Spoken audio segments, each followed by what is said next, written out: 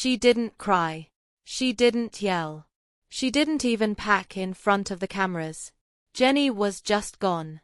The crew waited outside her apartment for 6 hours, thinking she'd come back to film her final confessional. But she never did.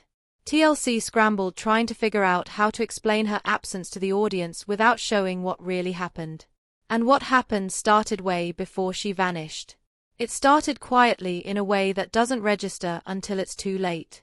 Sumit had been disappearing for weeks. Not all day, just for a few hours.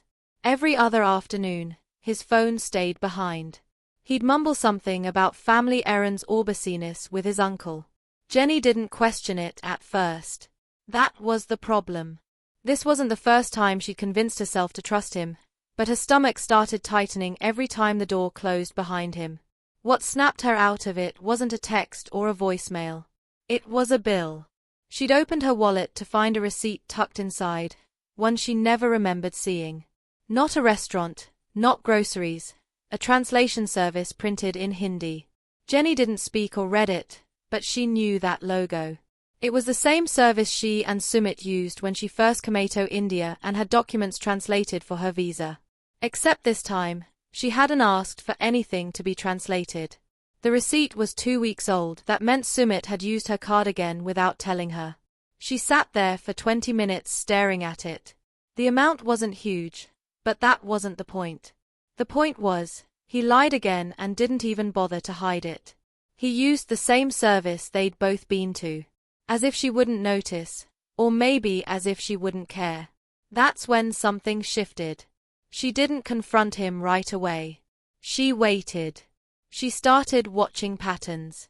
The times he left, their excuses, the gaps, the fact that he always changed the subject whenever she brought up their future in the US. He used to say he'd go anywhere with her. Now, he just said things were complicated. The next day, she found 2 more receipts in the side pocket of their shared desk drawer. Both were translations. One was tied to property. The other was marked as family document verification. This time, Jenny didn't wait. She grabbed her purse, walked out, and went straight to the same office in Old Delhi. The same place she'd once held Sumit's hand while trying to build a future now felt like a trap she'd walked back into alone. The woman behind the counter didn't recognize her at first, but Jenny recognized the room instantly. Same metal chairs. Same dusty fan spinning overhead. Same glass window with files stacked behind it like people's secrets had been boxed and labeled. Jenny slid the receipt under the window and asked, as calmly as she could, what had been translated. The clerk glanced down, then up at her, and immediately got careful. She said she couldn't share private records. Jenny didn't argue. She just stood there, staring, until the woman finally asked if the card used belonged to her. Jenny said yes. The woman hesitated, then turned the receipt slightly and pointed to a line item. Application support. Family certification. Residential transfer. Jenny didn't fully understand the words, but she understood enough. This wasn't random paperwork. This wasn't an errand. This was preparation. For what, she still didn't know, but whatever it was, Sumit had no intention of telling her. She walked out of the office in silence, but inside, everything was roaring. By the time she reached the apartment, she wasn't confused anymore. She was done being the last person to know what was happening in her own marriage. Sumit came home an hour later, smiling in that distracted way he always did when he thought he could talk his way out of trouble. Jenny didn't raise her voice. That was what unsettled him. She simply laid the receipts on the table between them and asked one question. What are these for? He froze. Not dramatically. Just enough. Enough for her to see it. Enough for the air in the room to change. He reached for one of the papers, glanced at it, and tried the oldest trick he had, half-truth mixed with delay. He said it was family paperwork. He said his uncle needed help. He said it wasn't a big deal. Jenny asked why her card was used. He said he meant to tell her. Jenny asked why there were multiple receipts. He said she was overthinking it. And there it was. The pivot. Not accountability. Not explanation. Just the familiar attempt to make her feel unreasonable for noticing. Jenny leaned back in her chair and looked at him like she was finally seeing the full pattern instead of each lie one at a time. For years, every crisis with Sumit had come wrapped in the same promise. Just trust me a little longer. Just wait a little more. Just believe me this time. But now those promises were stacked behind them like wreckage. The fake identity. The secret marriage. The endless battles with his family. The constant feeling that she was always arriving emotionally where he'd already been for weeks. She asked him again, slower this time, "What exactly are you preparing for?" Sumit rubbed his face, looked away, and muttered that his parents were pressuring him again. Jenny said pressuring him to do what? He didn't answer immediately, and that silence told her more than any confession could. Finally, he said there were discussions. Family discussions. About property. About legal arrangements. About responsibility. Jenny felt her chest go cold. Responsibility didn't mean her. Not the way he said it. It meant blood. It meant lineage. It meant the same family system that had spent years rejecting her now reorganizing his life around a future that did not include her. She asked him, "Are you planning to leave me in India while you fix things with them?" He said no too quickly. She asked, "Are you trying to move assets?" He said it wasn't like that. She asked, "Are you preparing papers because you're ending this marriage?" And he did something worse than answer. He looked tired. Like this conversation was inconvenient. Like her pain had interrupted a process already in motion. Jenny stood up so fast the chair scraped against the floor. She said, "If you were going to leave, you could have at least had the decency to tell me before using my money to do it." Sumit stood too, instantly defensive now, saying she was twisting everything, saying she always jumped to the worst conclusion, saying he was trying to manage impossible pressure from all sides. But Jenny wasn't hearing the words anymore. She was hearing the structure underneath them. He was still protecting everyone except her. Still buying time. Still hoping confusion would exhaust her before truth cornered him. That night, they slept in separate rooms, though neither really slept. The next morning, the cameras arrived for a scheduled shoot. Production had no idea what had happened, only that Jenny was refusing glam, refusing breakfast setup, refusing to film until she had more answers. Crew members hovered in hallways, whispering into headsets. One producer tried to smooth things over, telling Jenny that if something serious was happening, they could address it on camera carefully. Jenny just stared at her and said, "Carefully for who?" By afternoon, Sumit had left again, claiming he needed to meet family. Jenny didn't stop him. This time, she followed. Not directly. She waited 5 minutes, grabbed sunglasses, called a driver, and gave him the address from the translation receipt. The car ride felt longer than it was. Every turn through Old Delhi made her stomach knot tighter. When she got there, Sumit's scooter was parked outside a narrow office building above a jewelry shop. She climbed the stairs and heard voices through a half-open door. One voice was Sumit's. Another was older, sharper, male. Then she heard a third voice, female, soft, formal, unfamiliar. Jenny stayed still. She couldn't make out every word, but certain phrases hit cleanly enough to leave bruises. Adjustment. Arrangement. Residence. Family approval. She didn't burst in. She didn't need to. She already knew that whatever meeting was happening in that room was not the kind a husband includes his wife in if his marriage is secure. She stepped back before anyone saw her and walked downstairs on trembling legs.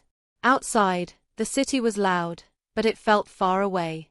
She sat in the back of the car and finally let herself cry, not because she was shocked, but because she wasn't. Somewhere deep down, she'd been bracing for this long before the receipts, long before the strange silences, maybe even long before the wedding. Back at the apartment, she moved with a calm that scared even her. She didn't throw anything, didn't scream, didn't call friends. She pulled one suitcase from under the bed and packed only what mattered. Passport, medication, a few sets of clothes. The folder with every legal paper she'd ever had to keep because loving Sumit had somehow always required documentation. When the producer knocked, Jenny said she needed space. When another one texted asking if they could at least capture a short confessional, she didn't respond. She called the airline instead. There was one seat available on a late-night flight out. She took it. Around sunset, Sumit came back and found the apartment too quiet. At first, he thought she was in the bathroom. Then he saw the missing suitcase. Then the open drawer where her documents had been. Then the wedding photo turned face down on the shelf. He called her once, twice, 6 times. She didn't answer. When she finally texted, the message was only 1 sentence long. "You don't get to keep me in the dark and call it love." Production went into full panic.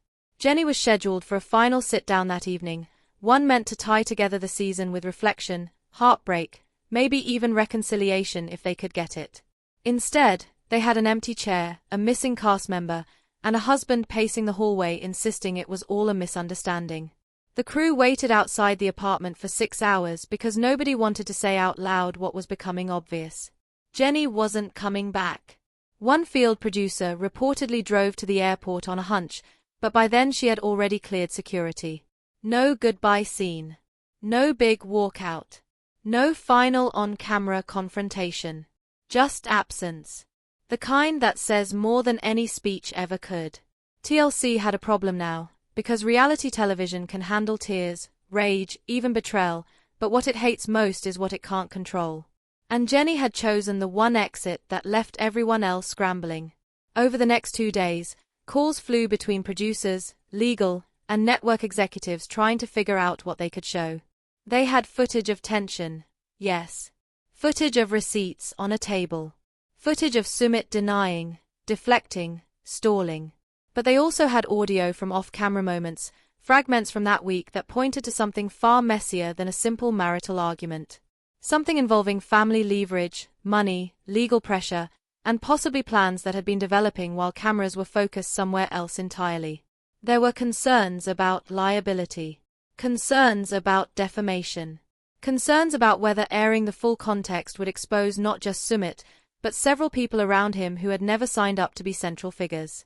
So the story got softened, recut, reframed. By the time viewers saw the episode, Jenny's disappearance looked vague, almost abrupt, as if she'd simply hit an emotional wall and needed distance. But people on set knew better. Something had broken clean through. And the strangest part was how little Sumit seemed to understand why. In one unaired confessional, he reportedly kept repeating that he never intended to hurt her, as if intention mattered more than secrecy. As if betrayal only counts when it's loud. As if months of omissions, hidden transactions, private meetings, and shifting promises were somehow less damaging because they happened quietly. That's the part Jenny couldn't survive anymore. Not one more dramatic scandal. Not one more explosion. The erosion. The daily wearing down of trust until there was nothing left to stand on. Friends close to production later said Jenny didn't leave because of one receipt. She left because the receipt confirmed a truth she'd been trying not to name. She was no longer a partner in her own life. She was a variable being managed. An obstacle being delayed. A wife only when convenient. And once she saw that clearly, staying would have been the bigger shock. The saddest part is that for all the chaos surrounding their story, Jenny had always loved him in the most practical ways. She learned a country, a culture, 1,000 humiliations, and endless uncertainty just to keep choosing him. She endured judgment, isolation, public criticism, and private embarrassment because she believed that eventually all the struggle would settle into something honest. But honesty kept moving farther away. And the one thing age gives you, if it gives you anything, is a lower tolerance for being made a fool twice in the same way. By the time her plane lifted off, the decision had already hardened inside her. This wasn't a stunt. It wasn't leverage. It wasn't even revenge. It was self-respect arriving late, but arriving all the same. Back in India, Sumit spent the next week trying to reach her through everyone except himself. Producers. Mutual friends. Even one intermediary who had helped them before during family disputes. Jenny responded to none of it. The silence that followed was not confusion. It was clarity. And for the first time in their entire story, she was the one controlling what came next. No secret accounts. No hidden conversations. No last-minute twists dropped into her lap after everyone else had adjusted. Just a closed door he could not talk his way through. Viewers may never see the full version of why Jenny vanished before that final confessional. Networks protect themselves. Reality shows shape mess into narrative. And people involved learn very quickly which truths are too expensive to air. But absence leaves a pattern too. A shape around what should have been there. Jenny's empty chair said what the edited episode never could. She had reached the point where explanation itself felt insulting. She didn't cry. She didn't yell. She didn't even pack in front of the cameras. Jenny was just gone. And maybe that was the loudest thing she had ever done.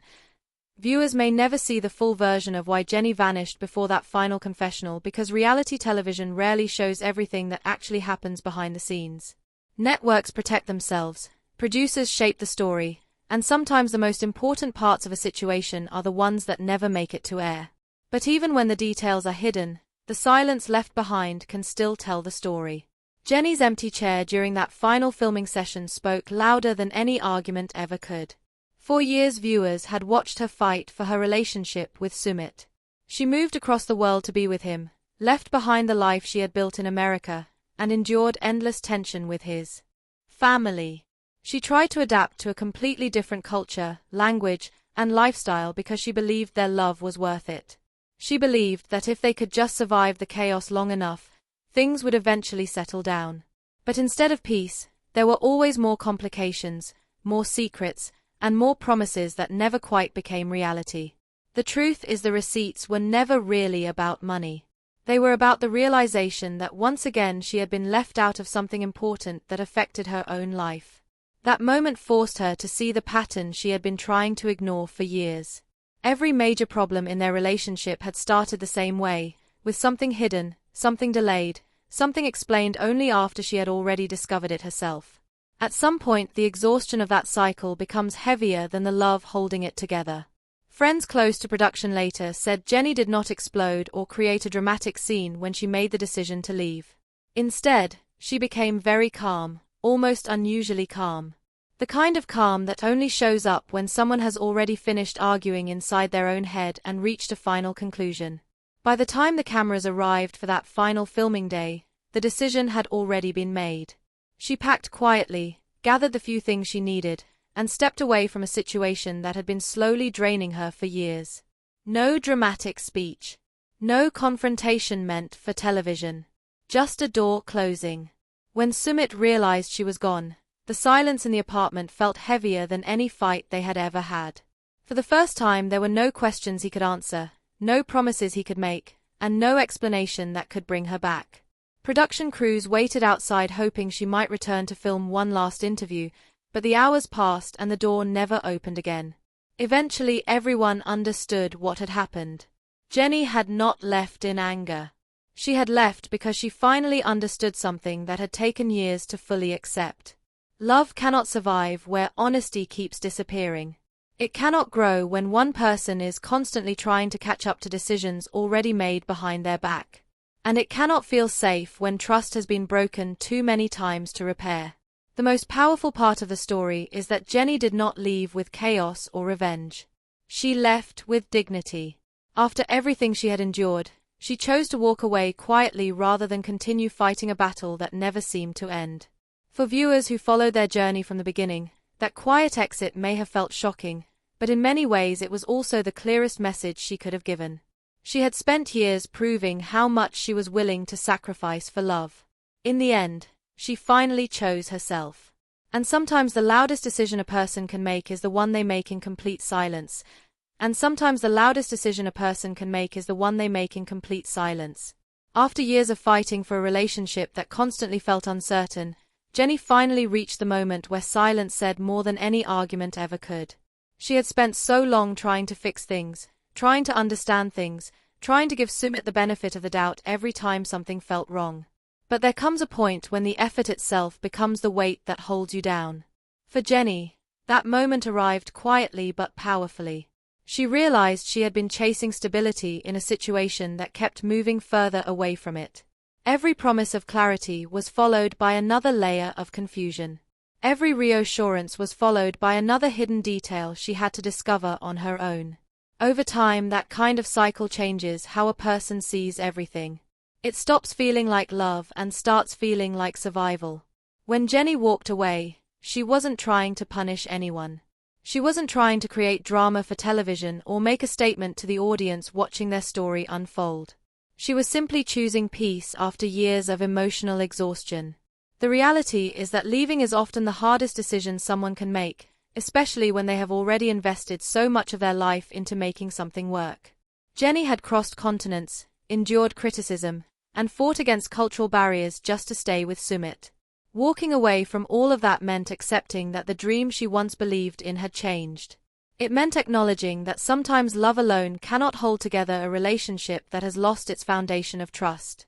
Back in India, the quiet apartment she left behind became a symbol of everything that had gone unsaid between them. Sumit reportedly spent days trying to reach her, hoping there was still a conversation that could fix things, still a chance to explain what had happened.